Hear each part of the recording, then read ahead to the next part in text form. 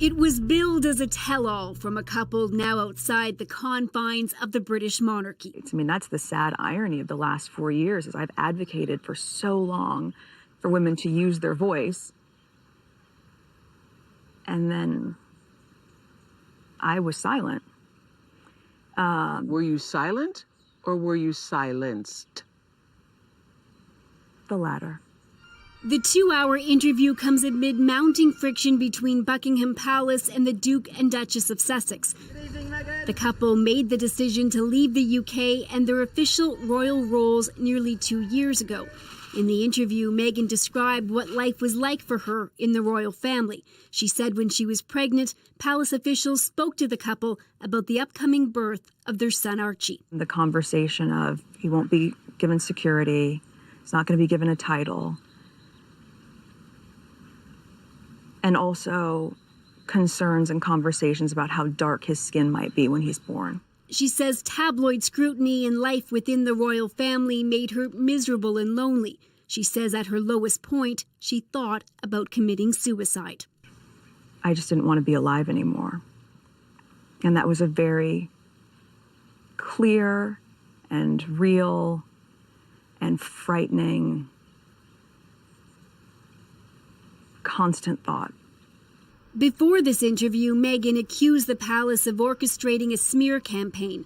Last week, the British newspaper The Times ran a report where sources claimed she treated some of her staff so badly that they quit.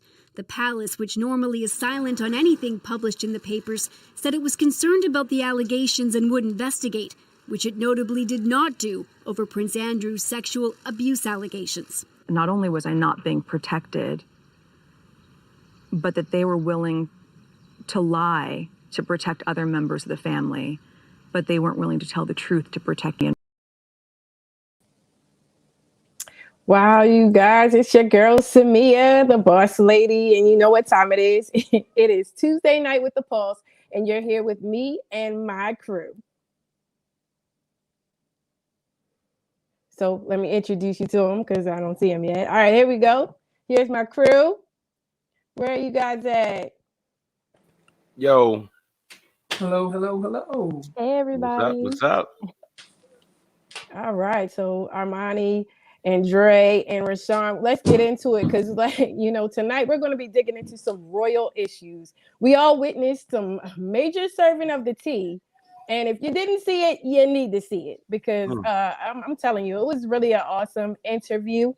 And we're just going to get into that. So the first question, and I'm being very vague because I really want you guys to really give me what you think about this. And anybody who's listening to this, please comment. Let us know what you think, how you felt about the interview. If you watched it, let us know how you feel about it. But this is a conversation between us and you. So I need y'all to participate today. So we need to hear what y'all think as well. Is there an image problem rising or a mindset problem being revealed? What do you guys think? I think I personally say it's a bit of both. You know what I mean? I think for so long, the royal family has been kept in secret and kept hidden. And I think that's a big point that Harry made in the interview, that he was trapped, but he didn't know that he was trapped. And I think that comes with being raised in that from birth and being stuck in that, and then having somebody like Meghan come in and open your eyes to what the world could be, you know what I mean, outside of royalty and being stuck to being a prince.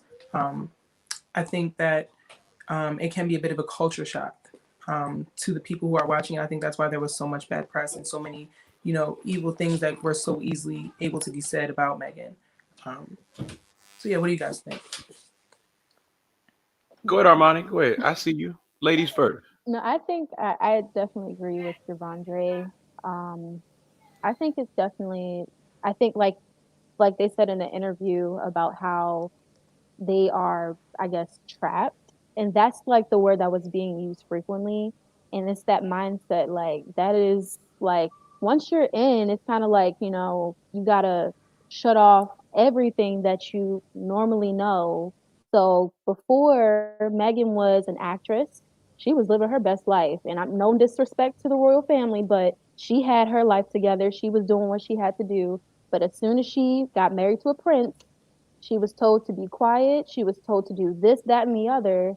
and she had to turn into a whole new person. So that mindset is, I have to please those who are around me and in order for me to fit in. And that's really what it is. For me personally, I would have to agree with Dre. Not that I'm disagreeing with anybody. I think it's a little bit of both. Um, I think that, and this is just me. You guys know me. I'm controversial. I think that Meghan Markle kind of knew what she was signing up for. You know what I'm saying? When, you know what I'm saying? He's not Right. an everyday guy that you meet on a dating site or at the mall.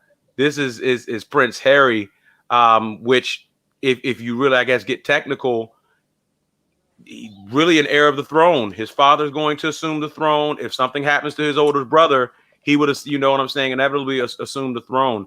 And there's a level of, and I don't even want to say, God, what is the word? Fidelity, if I can say that, that the royal family has always been known to function with, even dating back to, and you guys may not know about this or be too young to remember this. Remember the royal family had a huge scandal essentially when Elizabeth actually assumed the throne. And what had happened was and I don't want to sound ghetto or anything, but what was really going on is realistically, they were arguing because while Elizabeth took the throne and her husband, Philip at the time, was made a prince, it was royal custom that the children of the queen would take the last name of the house, which was Windsor. And so today, if you go and you research whatever, and even if you pull up Charles, their name is Mountbatten Windsor. Mountbatten Windsor. Prince Philip actually went through his little scandal where he was MIA, if you will, and it was all in types. I mean, in papers, and people were wondering whether he was out having affairs or whether or not the marriage was going to last. Queen Elizabeth has been, virtually embarrassed. So obviously, she agreed to compromise, and that's why they are Mountbatten Windsor. But they've gone through a great deal of scrutiny before, on top of Princess Diana, and so I would have to say, Meghan, I kind of hear where you're coming from, but you got to kind of know what you're going into. You see what I'm saying before you sign up. Maybe I don't know what was going on with Harry, but for me, I don't want to point too much of the finger on the royal family as if they're automatically scandalous or if you see what I'm saying. This is like something new. No, exactly. We knew how Queen Elizabeth and them got down. This has been happening since before any of us were born. So for me, I don't want to say I don't have an issue, but I guess I feel for the royal family, if you will. Can I say that without getting in trouble? Ooh, that's a tough one. That's Go a ahead, tough Dre. one. That Go without ahead. getting in trouble, y'all. Good Lord. I don't know. I think I speak for most people. If you guys are watching, you guys can let me know in the comments. I think that we can more easily side with Meghan and Harry more so than the royal family. So I think what Rashawn is saying is a bit of a head scratcher there. I mean, I think, and you have to take it with a grain of salt because when you see things produced on TV, they're obviously set up to look a certain way, and they go through even if it's not set up professionally, they go through a sort of like media training so that they know what to say, so that they portray themselves in a certain light. And I get that, but I just think that them presenting it as a place of them coming from, not really wanting to expose the royal family or wanting to get revenge on the royal family, but coming coming just from a place of honest truth and wanting to share their truth after being slandered in the media for so long. I think it makes it much easier to connect and believe with what they're saying. Does that make any sense? It does. My question though, was this, I guess, a moment where she was looking to have a conversation with the queen and the upper echelon of the family and they rejected it? Or was this more so of okay, no, Harry, because remember, she is half African American and there may be a side of her, I don't know, but I'm imagining there may have been a side where maybe something was said and maybe she took it the wrong way. And you know how we are as people. We, off the smallest little offense, we're ready to shut it down. We all heard our parents say it growing up, well, this person's cut off and this person's cut off. And I'm wondering if it's more so of this, because I'm gonna tell you the vibe that I got. I got a vibe where and y'all gonna crucify me, man. I'm sorry. Oh, I have a Lord. strong vibe that she was really like milking.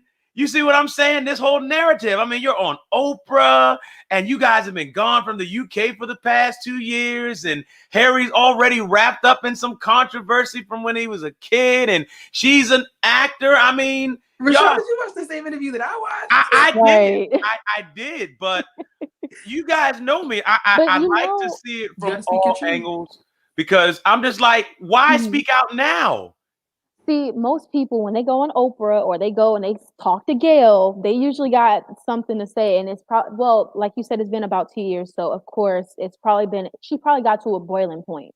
She probably got to a boiling point and was like, you know what, I have to say something because one, they talked about the baby skin color, talking about if he's gonna come out brown because that's gonna mess up tradition because all we saw was white in their whole entire royal family, and then what else? They said that she made Kate cry. So they got this myth of the angry black woman. So of course they're gonna come at her sideways in so many different areas. So she's like, I gotta go talk to Oprah. I gotta talk to whoever I can and let people know what is going on. Or the tabloids is gonna continue to slander me because she did mention about her father, and how something about he was collaborating with the tabloids and stuff like that. And they basically were just putting up this narrative about how she was bullying Kate and doing all this different stuff in the background and trying to make her feel like she's not the victim. So that's why I believe she had to speak her truth. So, I mean, oh goodness gracious! I I agree. let me pose this question to you, Rashawn. Let me pose you this question. Okay. Coming from, I think we have to put ourselves in Kate's shoes for a minute. I think honestly we have to put ourselves in the perspective of a woman who's coming from America. And being honest, most of us, we don't know much about the royal family. But I think she mentioned that in the interview that she didn't know really what she was signing up for. I think that, we have, like she said, there's this idea, there's this perception of what the royal family is going to be like, all fairy tales and pretty dresses and royal crowns and teas and dinners, and we all, we have our vision, the crown, Bridgerton, we know what we think the royal family is like. But I think honestly, getting into it, it's probably a lot more than what we assume it to be. You know what I mean? They've been running. But you also have to compare Kate and Meghan. They come from true. Because Meghan is an American, and that's not what they want. They don't like change. Yeah. So they prefer. They weren't even gonna get that man his last name. They prefer their people to be bred. They prefer their princesses to be bred, and she was not bred a princess, and that's the problem. So they're gonna always protect Kate over Meghan because she was bred to be a princess. Meghan was bred to be an American, and she chose to be an actress, and that's definitely not what they want. And you have to, and if you compare the two, the Diana and to Meghan, Diana and Meghan are people that relate to the people. They don't care about us relating to them. That's not important. And they've already lost control of the country. All they are is a face of the country. So if that's all they have left, then they want to maintain face. So can I ask you guys this? And I know we're about to go to break, but I don't want us to get nothing started. Yeah, you think their decision was a matter of life and death? Like, do you think by her doing that, she avoided what was inevitably Diana's fate? That's what they say. But I mean, I feel like if anything, she makes it sound like she would have took her own life. But Diana was depressed. And that's true. And they still would have been the cause. But what are they doing in Buckingham Palace? That's what we need to ask. So we got 30 seconds till break, guys. So at this time, I really want you guys to be commenting, telling us what you feel. How do you feel about it? Do you feel like there's a difference between Meghan? Do you think this is something that's always been going on? Is this brand new? Are we just dropping the tea? What's going on? Give us something, let us know how you feel about it, because I've seen some memes. So I know y'all got opinions. Okay. Let us hear those things. Drop it in the comments. Because we're about to go on break, you guys, and we'll be right back with the pulse, okay?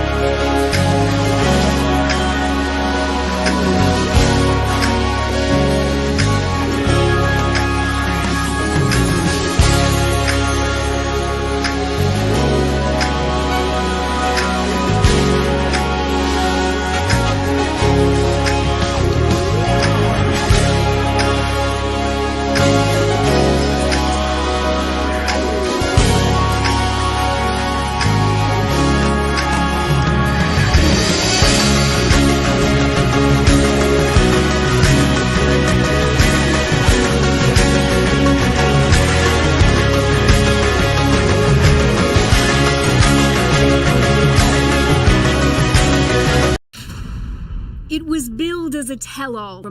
There's a about it. conversation with you With Harry. about how dark your baby is going to be? Potentially.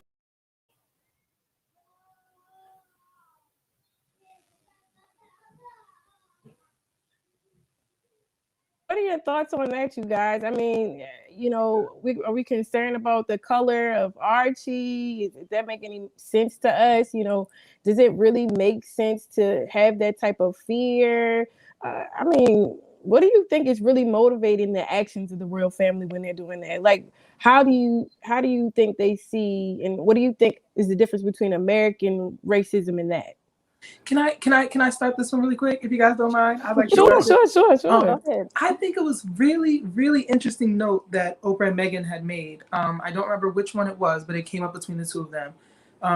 That there was almost a refusal to acknowledge that there was any type of racial undertone in the conversation surrounding Archie and in Meghan and the tabloids, period. I think it was a refusal to acknowledge that there was any type of racial undertones. And I think that differs heavily from what we've seen in America and with racial tensions, where we are very, at least from on the people's side, we're very forward in acknowledging and calling out when there's racism and when people are being prejudiced against for whatever it may be.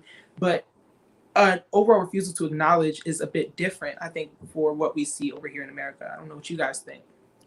I definitely agree. My issue really is, does Meghan really know, what that is, and maybe that's why she, kind of tiptoed around it, or they try to make it seem like that's not really the thing. So, how do you feel like the media's view of the Black woman is creating that rhetoric for us?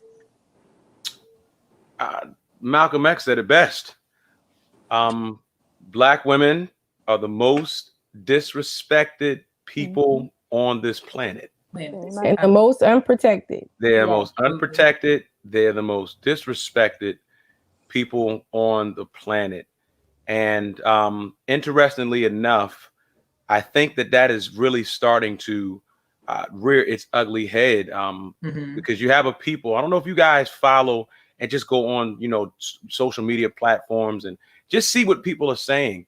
Right now, people are being absolutely incredulously disgusting towards Kamala Harris. For what? For what? She's done nothing to offend the masses. She has a polished record. She's accomplished.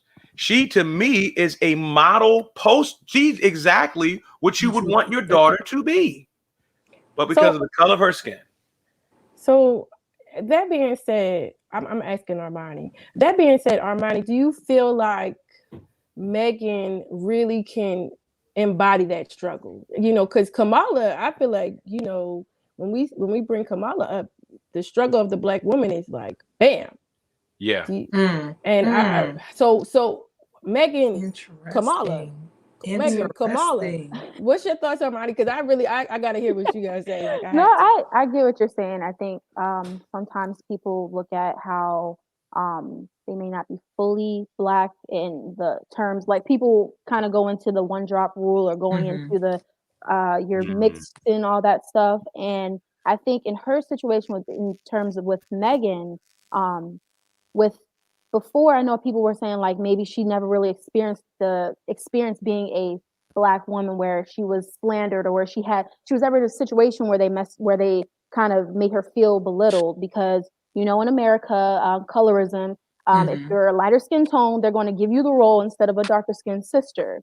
So you see how like in America they might we still have the similarities where it's racism anywhere, where it's in England, whether it's in England or America.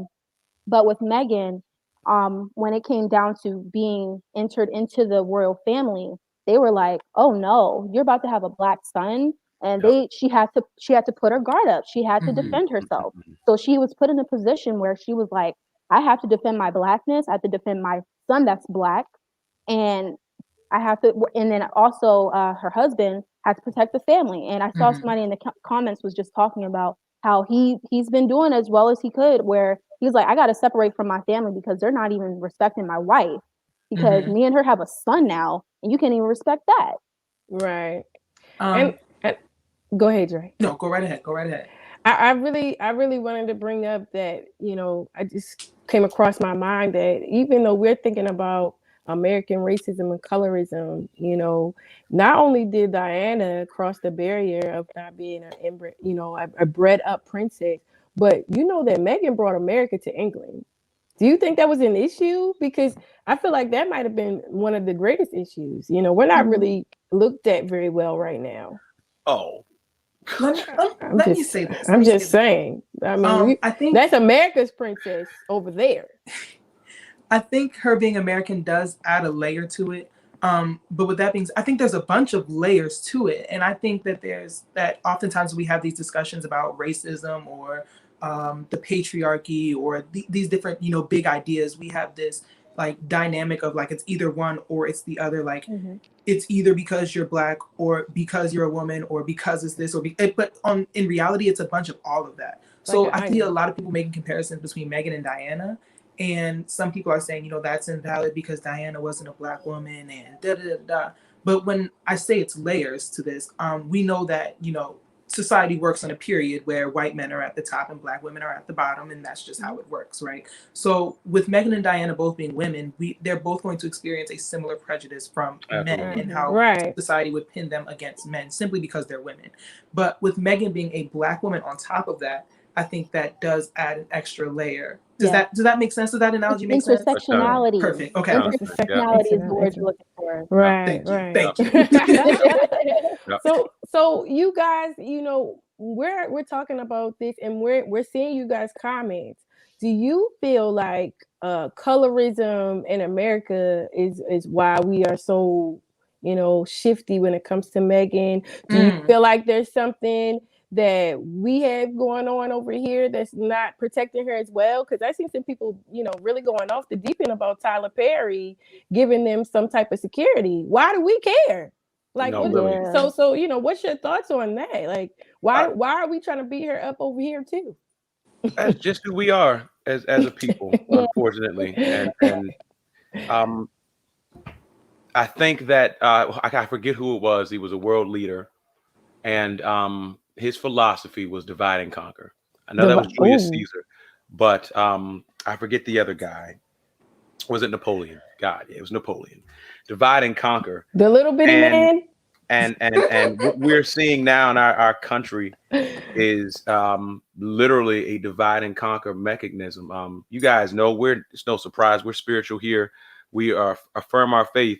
Scripture talks about that we don't wrestle against flesh and blood. You see what I'm saying? But it's against principalities, it's rulers of darkness, spiritual wickedness in high places. And right now, for many, many, many, many years, even dating back to slavery, that colorism thing has really been the death of us as a people protecting each other, because we still look at brothers and sisters of a lighter shade and or of a darker shade, and we place ourselves in a freaking hierarchy based on a shade of our, you see what I'm saying? A shade of our skin.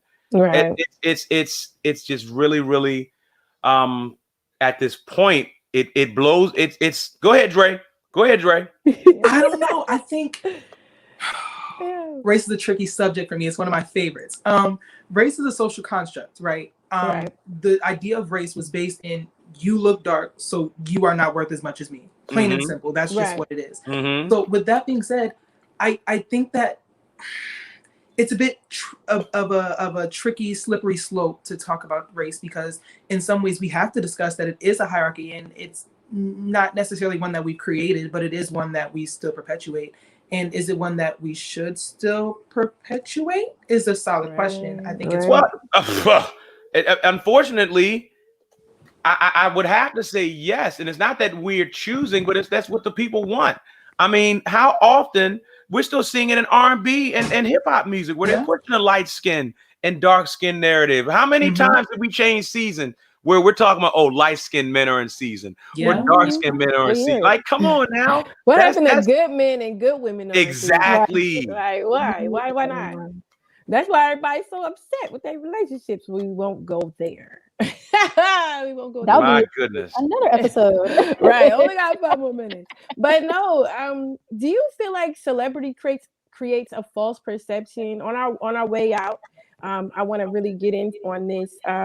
Do you think that it creates a false perception? Like, is that why Meghan was so, so distraught, because she's been living in a life of luxury where she didn't have to, basically deal with the fact that she's Black.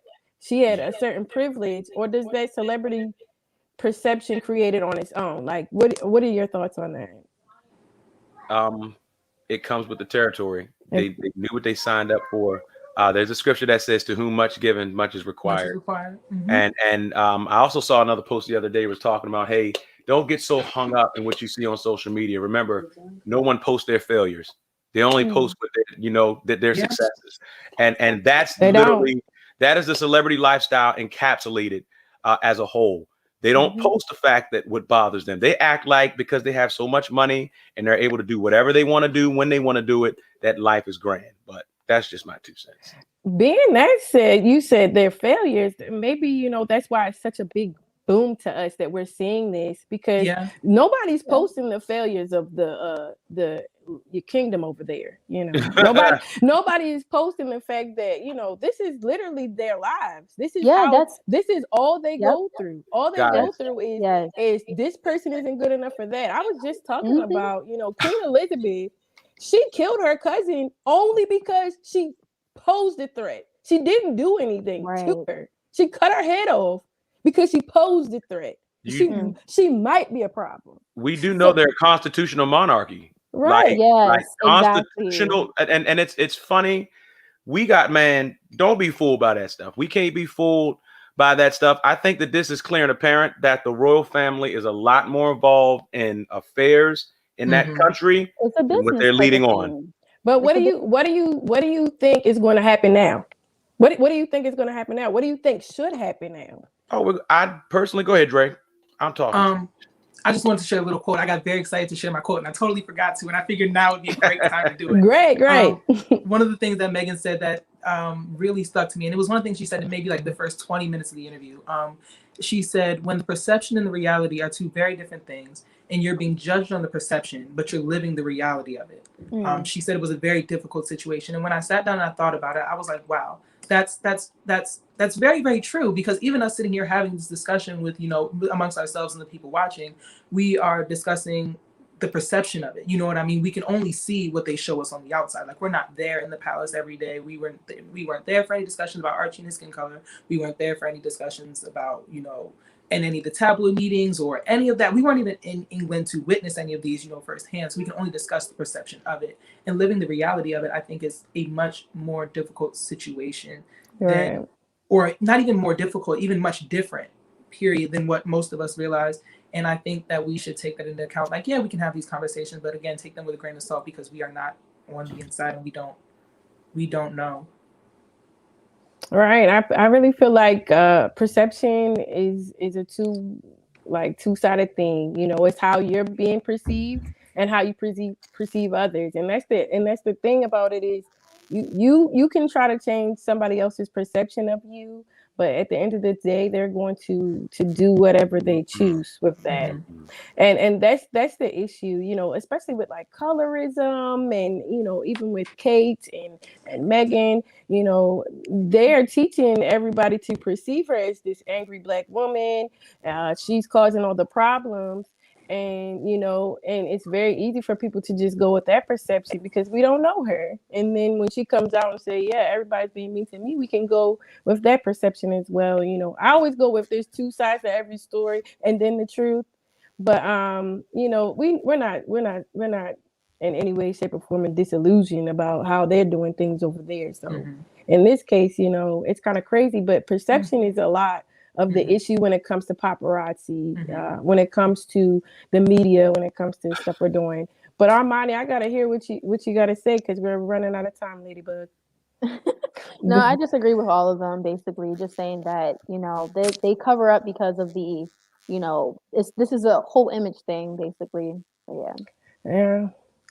So you guys, we really appreciate all of the comments. We saw that you guys are, pro Tyler Perry, helping them out. We saw that. We saw you guys are, agreeing that there are some issues and we do need to talk about it. And we do appreciate you guys joining us tonight. If you have any other comments, we look forward to it. Please like, share, subscribe. Make sure that you're watching New Kingdom TV every day. We got something going on. Make sure you're here every Tuesday at 7 o'clock to see the pulse. We love y'all. See y'all. Follow us on Instagram. Peace.